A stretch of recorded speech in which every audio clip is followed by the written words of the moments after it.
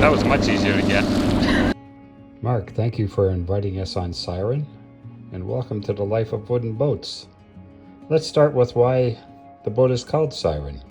Dodge boats that were built in Newport News had a sea nymph on the nose that looked very much like a mermaid.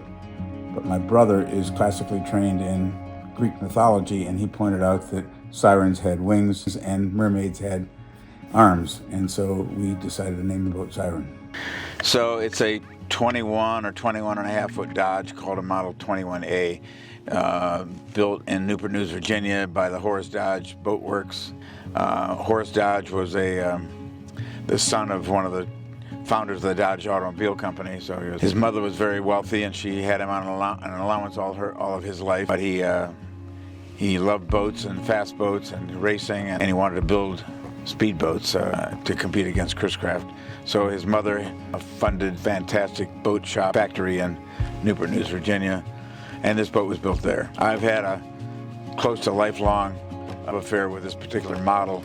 It's kind of a dual cowl. It's got twin V windshields that are very exotic looking. I learned about this model in the 1960s when my friend Eldon Eby showed me photographs of one of these that his family owned back in the 1940s and 50s.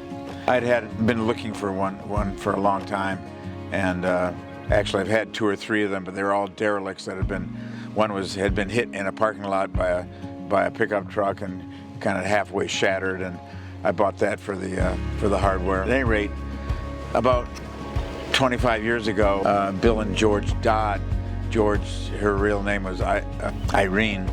She hated the name Irene, so she went by George. So Bill and George Dodd had a home at Lake Tahoe, and I met them and got to know them for years back in the 1980s. She always told me that she had a 21-foot Dodge that she wanted to restore someday. Well, she never did, and I finally bought it from her when she was beyond the point of having boats restored. It was in Chicago, and I picked it up, brought it back to New Hampshire. It had been repowered 2 or 3 times, and it had an engine room fire. It was a complete derelict. So I had it in my shop, and I was trying to decide when I was going to restore it, and a customer came along, a friend named Ron Stafford came along and got interested in the boat and asked me to restore it for him. And it was a perfect candidate because it had been repowered several times. It was a perfect candidate for a modern engine.